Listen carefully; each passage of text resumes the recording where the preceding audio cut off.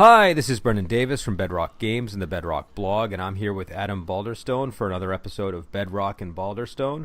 We are now doing our Claudius discussion. We just watched the first episode, which is a extended episode, so it's technically episode 1 and B, and if you have the old VHSs for Masterpiece Theater, it's episodes 1 and 2, which is, I believe, A Touch of Murder and Family Affairs. Touch of Murder and Family Affairs. Claudius is a 1976 BBC television series based on the books by Robert Graves. It was written by Jack Pullman, and it stars Derek Jacobi, Sean Phillips, and Brian Blessed, among many other people. There's a lot of very well-known people and great actors in the series. When we'll get into them as they come up, I suppose. But yeah, so I think for me it's been...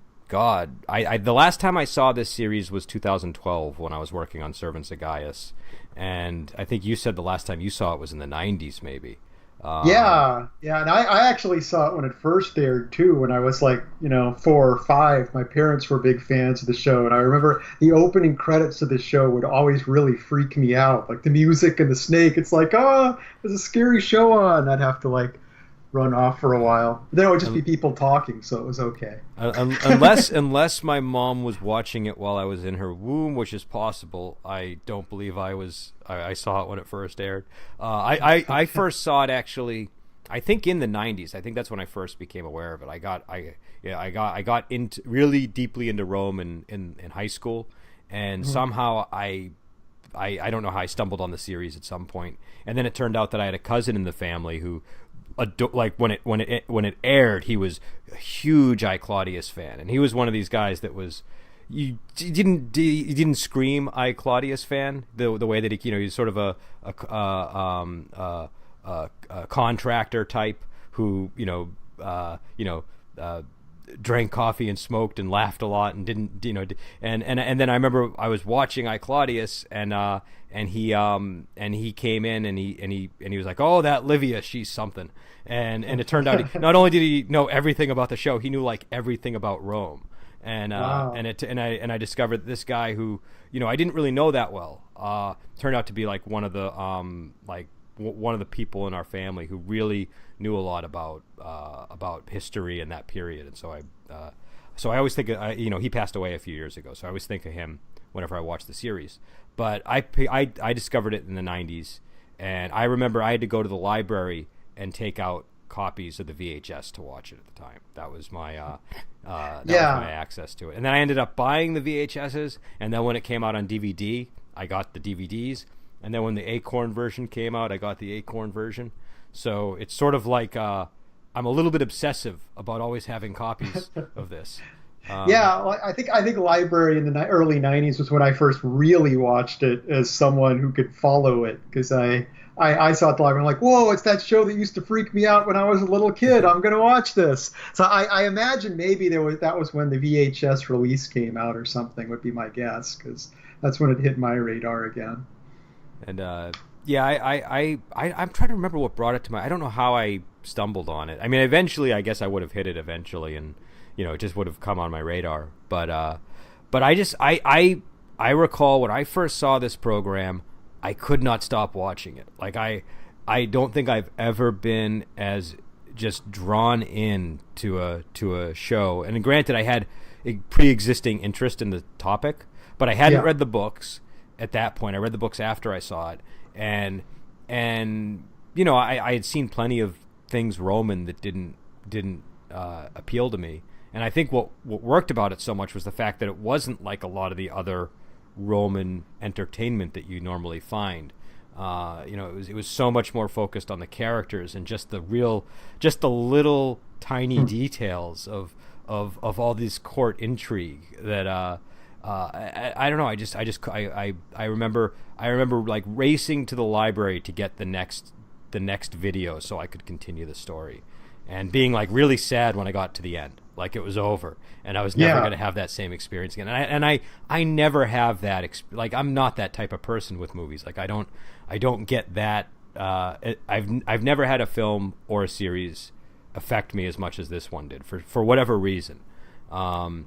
but again, it's been a while, and so I think we were both commenting to each other how surprised we were that it was still burned in both of our minds when we saw it. Yeah, when I sat down to watch it, I couldn't have told you like point by point what happened in these episodes. But every time a scene would open, I'd be like, "Oh, it's this scene. I remember. I know what's going to happen here," and it was great. Like not in a, it was just exciting watching it all unfold again. It's like I said, it's been a long time. I haven't seen it since the '90s. So, but it's just. It's that kind of show. It's just the acting is that good, the story is that good that it just stays with you in that sense. And so in these first episodes, they're really kind of. I mean, the big thing that we're sort of getting introduced to is number one, Claudius isn't even born yet. He's we see Claudius because he's writing his history of his family and he's reflecting on the past, and so we see an aged Claudius played by Derek Jacobi. But I think a lot of the attention is really given to Livia, Augustus's wife, and her plotting behind the scenes to place her son Tiberius as the successor. And so a lot of the plot is there's a number of other people that are ahead of Tiberius. When the show starts, Tiberius isn't even really he's not even really a consideration for this position. This is he's still married to his wife Vipsania, and so Livia is just painstakingly laying all of the groundwork to get him into a position where he could even be considered as a potential successor to Augustus. And in order to do that, she has to get him to divorce his wife, to marry Augustus's daughter Julia, and in order to make that happen, they have to deal with Marcellus, who is Julia's husband and the most likely person to succeed Augustus. And then she also has to deal with Agrippa.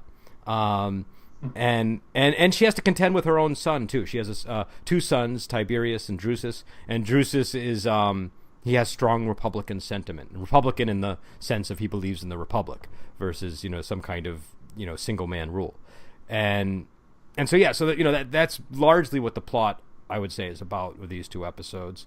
There's other stuff going on, obviously, and we can get into that. But just on these two episodes alone, what were your thoughts? Did you have any reaction to what we saw? Did I have? Yeah, I mean, my biggest reaction is just Sian Phillips is just amazing in this show. It's like and Brian Blessed as well in a oddly for Brian Blessed in a quieter, more subtle fashion to an extent. But there's just a lot going on in his reactions to things that are just fantastic. But I mean, those two I think are the stars of the show in these early episodes. Yeah. And I would agree. Yeah. I mean, it's Sian Phillips with Livia as a character. It's like she's one of those characters that everything she is doing is awful. But at the same time, she's just so fascinating to watch that you just, I just every moment she's on the screen, I enjoy, even as I'm like completely rooting against her at the same time. Well, what's funny is the more I watch the series, the more I kind of root for Livia as I continue to watch it. And I think part of it is because of Sian Phillips. She's just so compelling, and she breathes life into the character. But also, I think a lot of her like overarching goals here, she's kind of trying to work around what could be regarded as maybe the short-sightedness of Augustus and some of his failings. And so, granted, Tiberius is certainly not the ideal person to put into that position.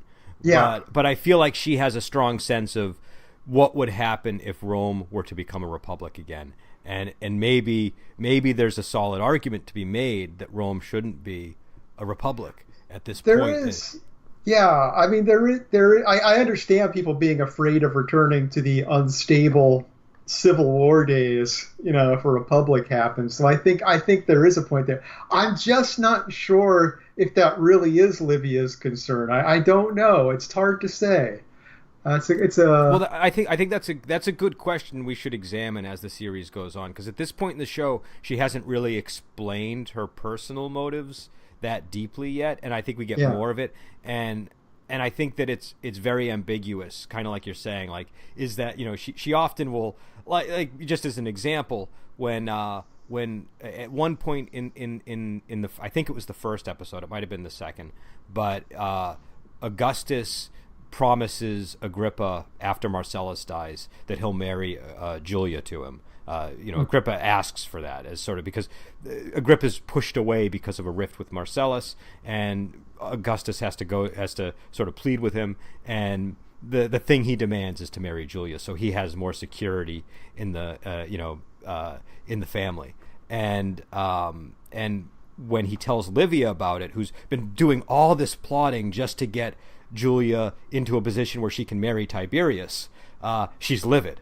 And at first, she raises practical concerns, but then she appeals to Augustus's, sentimentality and says, "Have you no feelings? So she, so with Livia, there's always a question of, what her real motives are. I like it. Yeah, that have you no feelings moment's great too, because it's like, with Augustus, it's like, it's funny because his character sees through Livia a lot of times. He goes along with everything, but that's one of those moments where he's just like, "Oh, come on," and he just turns his back and he's got that expression on his face.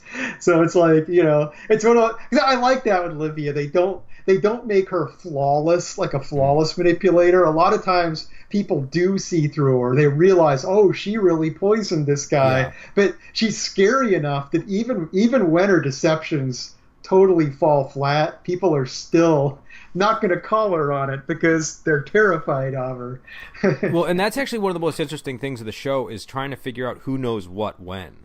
Do you know what I mean? Yes. You kind of, like, Tiberius has kind of figured things out. The moment that at one point Drusus is injured, and he's in on the, like, Germanic frontier, and he's commanding, I think, like, the Western legions or something, and he injures his head, and he eventually injures his leg when a horse crushes it, and that leads to his death. And Drusus is important because he's Claudius's father, but Livia says, "Oh, I'm going to send my doctor to him," and you see this look on Tiberius's face. Yeah, he already knows what that means. and so I think with Drusus, he's not as aware. Like, he knows his mother. He has strong negative feelings towards his mother over a number of things, but you don't get the sense that he suspects the depths of it to the degree that Tiberius does, at least until the very end. And so I find that part of the show pretty fascinating. But back to Augustus, I think number one, Brian Blessed, I think this is his best role personally. I mean, he's a marvelous actor in anything he's in, and as we all know, he's kind of famous for shouting. That's sort of his big, his big personality. And here he gets opportunities to do that, but it's not like you normally see him. Number one, he doesn't have a beard, and I think we're so used to seeing him with a beard at this point. True. He kind of looks a little bit like Bruce Dickinson without the beard, I was noticing. But I can see that. Yeah, but he in an interview in one of the I think of the Acorn DVDs, he says that when he was playing Augustus, they had instructed him to just play him like a normal guy, and it's going to be everybody's reaction around him that makes it like he's even walking around, I think, in like just a tunic while everybody else is wearing like formal attire. And he's very casual. He just he's very relaxed, and that makes you realize just how much power he has. And so it really works, the performance. And like you were saying, he's got this thing where you see it in his eyes, where he knows things. People kind of play him like he's a little bit of a fool sometimes, like they think they've pulled the wool over his eyes, but he clearly knows, and he's just picking his battles very carefully. And, yes, and you see it in his eyes, and I think it's there's a lot of really good eye acting going on with Brian Blessed in this. But yeah, so I would say that those are the two standout characters for sure. But I would also say, who played Tiberius in the series? It was George Baker. Yeah. George Baker is, I think, very well cast as Tiberius also.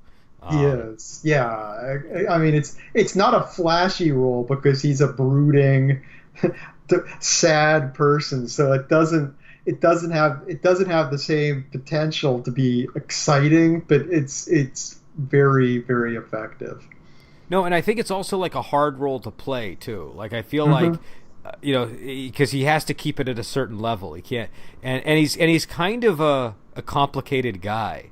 Do you know what I mean? Like we get a lot Yeah. of we get like through these.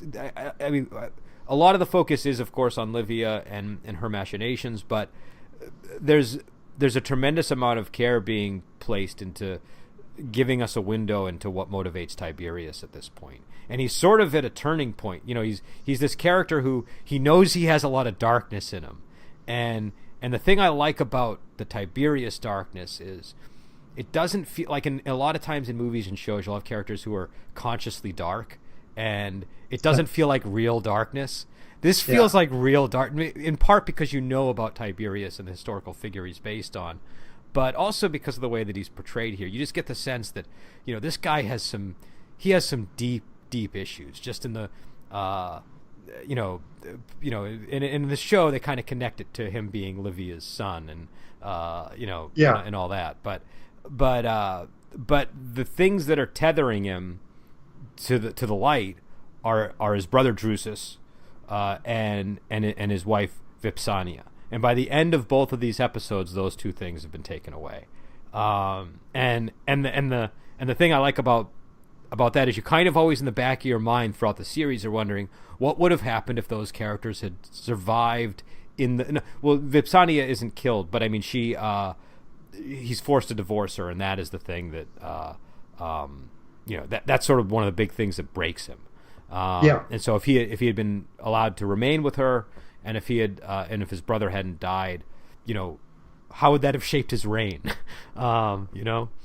Well, yeah, I mean, beyond that, a lot of these first couple of episodes, and I'll say I watched it edited differently. I watched it where it was the first two episodes were one episode in the original British version. It was split into two. So when I'm talking about the show, I don't actually know where the line between episode one and two is. So just to bring that up to everyone. But yeah, in these episodes, a lot of it is how would things have been different if these people hadn't died? What would have happened if Marcellus had become emperor after Augustus? There's all these questions. And, getting back to the sympathy for Livia thing, it's like this time around, too, I was thinking, man, I'm really pretty glad Marcellus didn't become emperor based on the character he is in this, because he's just a jerk. It's Yeah. like, it's like he isn't portrayed as sympathetic in any way. It's like out of all the people that die in this, he's the one that I was most like, yep, I don't care. Yeah, no, yeah, he's not a very likable guy. He's kind of, I don't know. He has a sense of entitlement in everything he does, and Yeah. and he's got like, I don't know, just that look on his face is sort of, he's a little cocky, I guess you could say. Yeah, And all yeah. the horrible things he says to Agrippa over the Battle of Actium, and it's kind of it's sort of couched, I think, a little bit in modern sensibility the way that they do it, but it works where you kind of get the sense of it's sort of it feels like a boomer versus the World War II generation type of situation. Yeah, that's true. Where Marcellus is very skeptical of Agrippa's claims to glory, and you sort of belittling the Battle of Actium and saying that it was a foregone conclusion and that it wasn't as significant as Agrippa believes. And I mean, the way that it's done is tremendously insulting, and it's done at a banquet when they're honoring Agrippa with this boat cake in the shape of one of his ships, and a performance by Aristarchus, sort of dramatizing the battle. Yeah, no, your analogy's good. It's like if some World War II veteran was at the Battle of the Bulge and talking about, and that's a big thing about, the sacrifice bit. Like, you're like, yeah, the Nazis had already lost at the Battle of the Bulge. Come on, America was going to win. Big deal. Some of your friends died, whatever, but you were going to win. Who cares? That's pretty much the. No, and my grandfather was in that battle actually. So Yeah, that's but yeah, well, and I think this is one of the things I also like about the show. They use anachronisms in a very healthy way. They do. The characters all talk kind of like, I mean, I guess it sort of just sounds like how people from England talked in the 70s. Do you know what I mean? Like, it's that kind of like it's very modern, but it makes it you don't feel out of time because a lot of the other stuff still feels so rooted in the source material. It's all real. I mean, one of the enactors, the Battle of the Actium scene, they have the whole little interlude with the usher talking with the Greek guy who's giving the Greek orator, and and it's clearly they're just having a it's kind of an inside joke amongst these actors. Here's a conversation two British actors are having in the 70s. But it works because it's grounded in the characters, and you believe it in the moment. And that's honestly probably one of the most important lines in the book when he's talking. I think it's Thalus, the usher. He's just sort of announcing Aristarchus, and Aristarchus hears his voice and says, "What a voice!" And then and he's in front of Augustus and everybody, and he just turns to Thalus and starts speaking to him, and it's a really interesting moment. But it ends where he says, "I think Thalus says something like the theater isn't what it used to be," and he says, I'll tell you something even more significant. It never was what it was. So something to that effect. So, or never was what it used to be. And it's funny. It's funny put in the context of the show because it's the kind of conversation be having in the 70s amongst British actors, but it's like that they were having the same conversation 2,000 years ago too. So I think also it's kind of a commentary on the cloudiness of the history too. Do you know what I mean?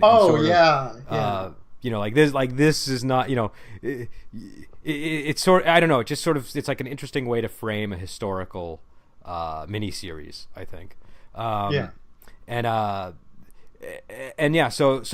all those kinds of little touches and again, very interesting things going on with the accent. All of the Romans just sound like regular British people, but all of the Greeks have accents. Everybody else has accents that sort of feel authentic. And I think that's the thing that kind of helps you sort of feel like to identify with the Romans, and do you know what I mean? Just feel like you're,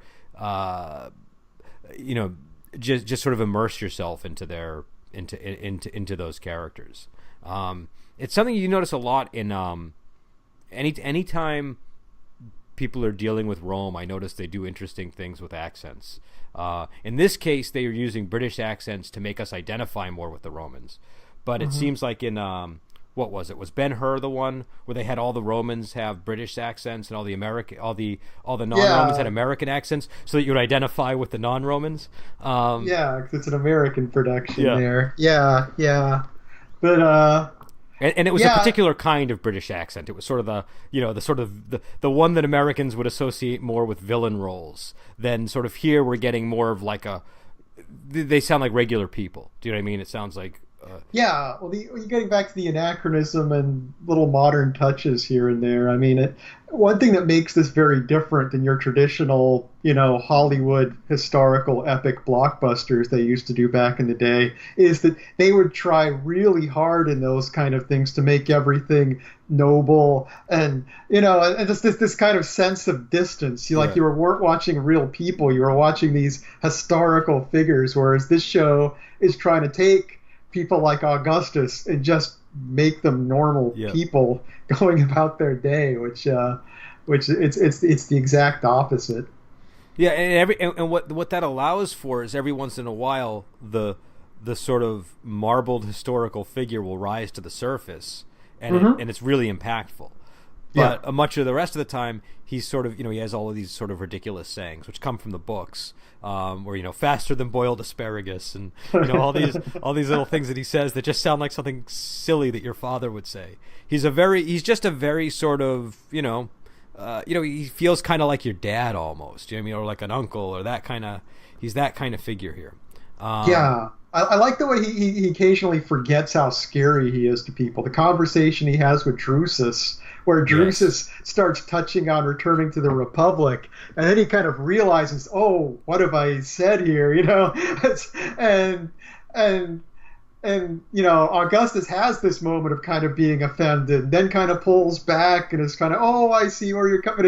It's a very Yeah. tense and weird moment that feels very, very real. Well, and that was and he was my enemy once too, something like that. Yes. Yeah, that line, yeah, that was a very chilling moment because he kind of the delivery was very cold also. So and it's and then but then he backtracks from it. And Yes. with him, I'm always wondering when he does that, is it because he realizes how much power he wields and he's trying to sort of rein it back in, or is it because he deliberately wanted to send that message, but then he shifts gears very quickly. Like he can be angry and then he can smooth it over. And like you see that with Tiberius too, when he's furious at Tiberius and because he saw Vipsania again, and he's berating him, and he's like ready to throw him out of the family, and then he sort of warms up to him after Livia smooths things over a little bit, and he says, look, I get it, just not with Vipsania. If you have something else, we can look away from that, but not her. If you play fair with me, I'll be very generous to you. And he a lot of what he's doing is just kind of trying to smooth over all of these family issues, and a lot of the grand political stuff is being managed by Livia at this over the course of the episode. Well, I think just sticking with that one scene you just mentioned, because it does make sense that. Because I don't entirely buy that Livia's story. She says where I knew he was there. I don't Oh yeah, she totally didn't. Yeah, no, she definitely did. Oh yeah, no. My point is I don't know that Augustus even bought it, but he thought, okay, I don't want him to because he got angry at him, and then Tiberius like, fine, I'm going to leave Rome, and Augustus did not want Tiberius to leave Rome. So it's like he created this situation by getting angry at him, but that by Livia giving this line, it allowed him to pull back. He's like, okay, yeah. I will believe her, and then I can reconcile, and then Tiberius won't leave Rome. So it was, I think that was a case where he saw through the lie and was just like, but this gives me an out. I can go, oh, sorry, I misunderstood the situation. Yep, and also I just want to touch on some other characters. We got to see Drusus, we've mentioned, and Antonia, his wife, who's Claudius's mother, is kind of important here. We just start to see her, but she becomes a very central figure in the for the Claudius character, obviously, and she, I think she's sort of juxtaposed against Julia, where Julia is sort of presented as, well, this is a complicated thing because number one, in the books there's a little bit more going on with Julia in terms of her personality shift over the course of the storyline, and much of it is stemming from poisons that Livia is giving to her, and I don't think the show touches on that as quite as much. But we'll get into that later when that stuff comes up more. But here we just get a glimpse into the fact that Julia's, a pretty open-minded person, we can say, and not constrained by some of the traditions and morals that Antonia is beholden to, and this is only strengthened when Drusus dies, it seems. And when Drusus dies, he's in camp, and she goes with him to the Germanic area, and before he dies, he asks her to bring the children, and she's bringing Claudius. He's a baby. It's not clear how old he is at this point. He's a baby, and he dies before she brings Claudius to him. And in the show, I feel like that is sort of trying to set the stage for the future relationship between her and Claudius, because as people will see if they watch the show or if they continue to listen to us, Claudius is not well treated by his mother all the time. She kind of looks down on him. It's very complicated, but I was thinking about it. And again, I don't want to get too deeply into the history because we both agree that this story sort of stands well on its own, we think. But there is this Roman tradition of the father is supposed to accept the child into the family when it's born. The mother is supposed to present the baby, and if the father doesn't pick up the baby and accept it, it was exposed. And we know in this series, the series establishes that by the time Claudius is a child, that that practice is sort of not really looked well upon. But we know that Antonia is a very traditional woman, and I guess one of my questions is maybe that's what that scene was trying to convey, was that was him not accepting Claudius, and that is why she doesn't fully embrace him over the course of the series.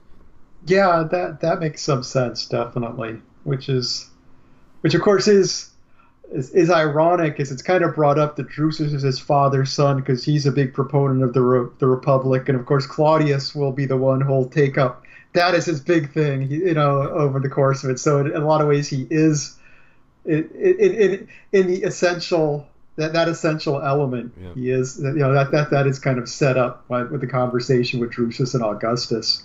And and what the show has to kind of reconcile is that sentiment with the fact that he becomes emperor and does not destroy the Republic, which is very interesting. It works out in very interesting ways. And I have to say again, this is based on the I, Claudius and Claudius the God, the books. And it's been a while since I read them again. I think in 2012 as well, when I was working on Severance of Gaius. But the books are worth reading. But I will say the big difference between the books and the show is the dialogue. The show has all the memorable dialogue in it, and a lot of the book is, there is dialogue in there, but not quite. It's not quite as heavy on that end of it. So the cool thing about it is you can enjoy. You can read the books and watch the show and get very different things from them. And I definitely would recommend it to people. I would say start with the series and then go to the books. I think that's the way to do it. But it's definitely I don't know, if you haven't seen I, Claudius, I think you gotta see it. It's a must-watch show. Yeah, and I mean, in the era of TV we're in today, where people are into, shows that have a long arc that plays through a season. I mean, this is just one of the most iconic, best examples of that kind of a TV show. Yeah, I would agree. And also, you get, I mean, just to give people a taste of what they get to see Patrick Stewart with curly hair, playing a very, now he has not shown up in the show yet. He doesn't show up for a little while, but he's one of the most memorable characters. And it's just, I promise you, until you've seen Patrick Stewart with curly hair, you haven't experienced his full range of acting, I think. You don't understand. And he looks oddly like Richard Gere with the curly hair to me. I don't know why. I can see that there, but and you also get to see John Rhys Davies, who people will know from the Lord of the Rings trilogy. John Hurt plays Caligula. You get to see what a good dancer John Hurt is. Yeah. There's a lot of fantastic stuff. Well, we get to see many of John Hurt's talents over the course of the. And the show has a big historical sweep to it too. I mean, this takes place over generations. You're kind of, I mean, like I said, Claudius isn't even born.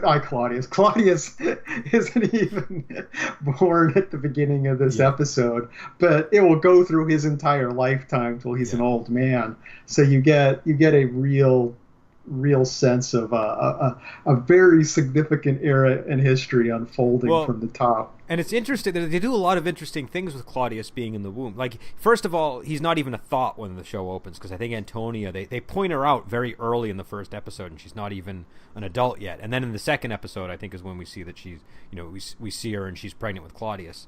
And at one point, she says something about Augustus finds out that she's going to join Drusus on the front, and Augustus is concerned. He says, who knows what great Roman she's carrying, and so obviously that's a nod to Claudius, and it's kind of an ironic statement given that once Claudius is born, he's sort of looked down upon by everybody, and Augustus barely even notices him until it's almost too late. But yeah, so and I think you also have to wonder,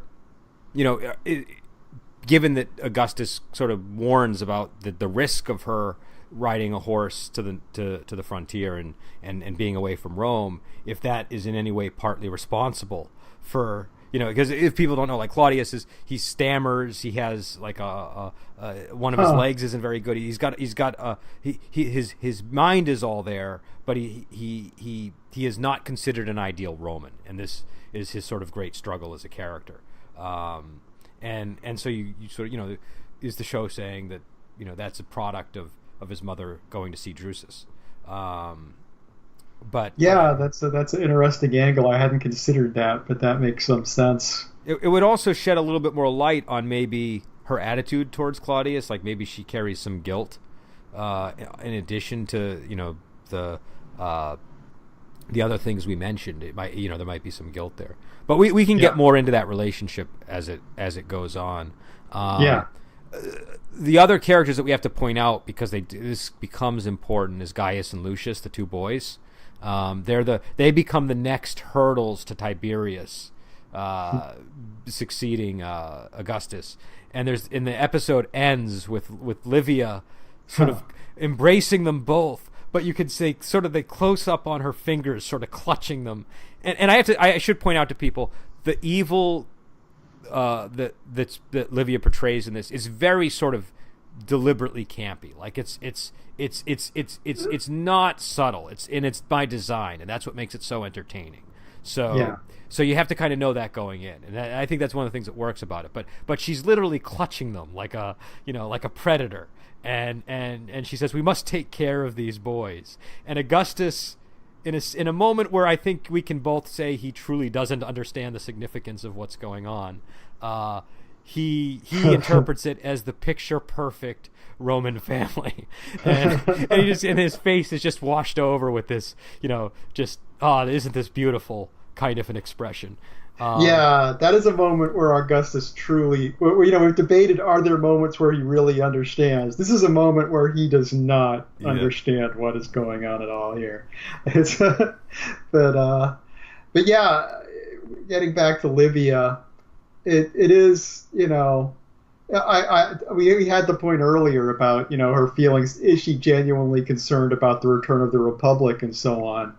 I'm a little dubious about that, because a lot of her actions, that she takes are actually potentially jeopardizing the continuance of the imperial system that Augustus has set up. Because as we saw when she killed Marcellus, it created huge riots for people demanding a return to the Republic if they weren't going to get Marcellus. So it's like she almost brought the Republic back through her attempts to put Tiberius. So it's like she's destabilizing the system in order to get Tiberius there. That is true, but I will say this in her defense. When Marcellus goes before the people at there's like they have some kind of inauguration for him becoming city magistrate where he hosts these games, and Augustus looks to her when Marcellus walks up and the crowd cheers, and he says, "I told you he was popular."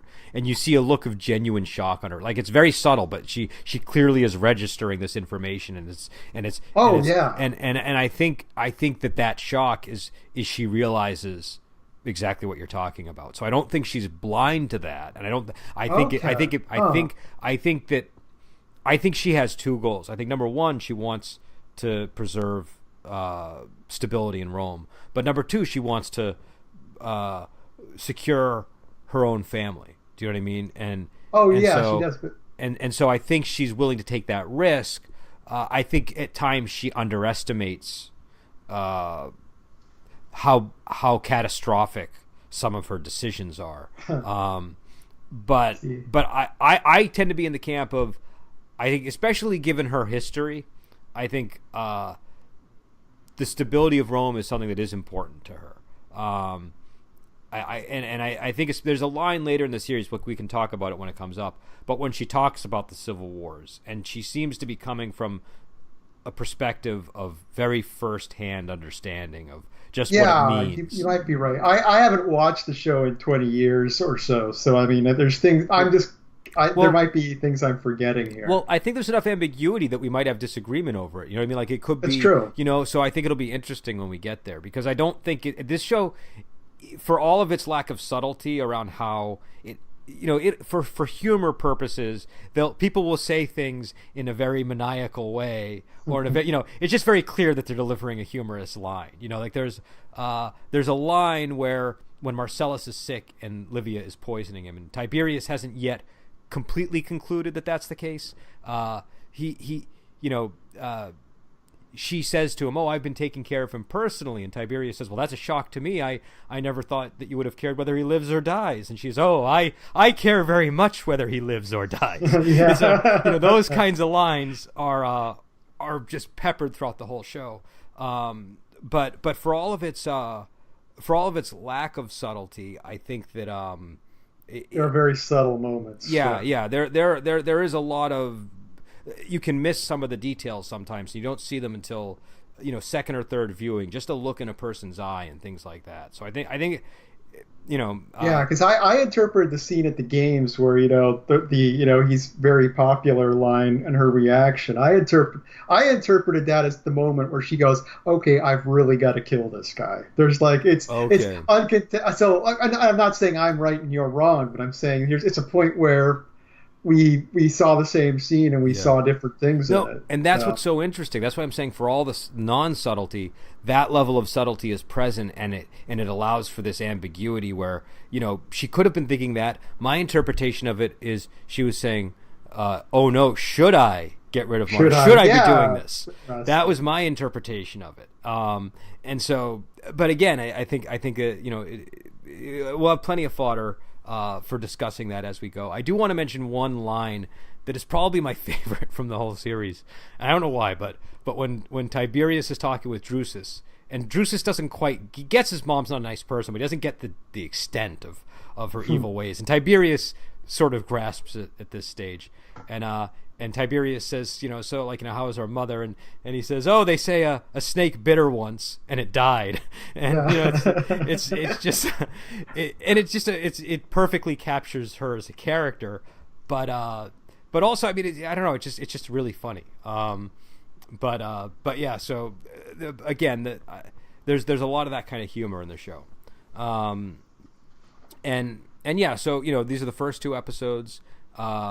What's the next episode coming up? We're gonna get so that's Waiting in the Wings, which will so that's quite a few years actually after the episodes we just saw. So that's AD 3 to 5, whereas I think Family Affairs ended around 9 BC or so.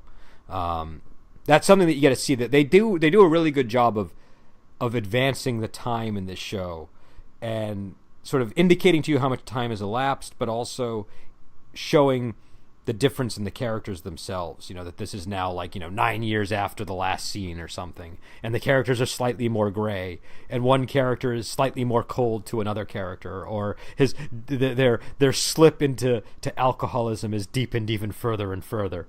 You get a lot of that in this show. So I know that I think we kind of knew what we were getting into sitting down to watch this show, so I don't think we're going to have any. There's no surprising, "Oh, I loved it" or "I hated it." But no, I love this show, and I can't imagine rewatching it is going to change my opinion of it. But it's always good to revisit. Yeah, and I will say one of the things I really liked about it, rewatching it, is the lack of subtlety sometimes in some of the things they were doing, because I feel like sometimes things are overly subtle now, and it was sort of nice being, no, we can sort of we can emphasize that Livia just had an evil thought and do it in a humorous way, and everybody knows, but that's all right. Like that, that. I think it's healthy for shows to have a lot of tonal shift at times, as long as it's done in a smooth fashion. I mean, this can go from really disturbing and dark and dramatic to funny in the space of a couple of minutes, but the show manages it. It's the same with its levels of subtlety. It plays. There's a lot of range to this show. Yeah, no, I think the writing is some of the most solid writing I've seen in a TV series. Some of that might be nostalgia and sentiment for the show, but I also feel like the writing really holds up in this one.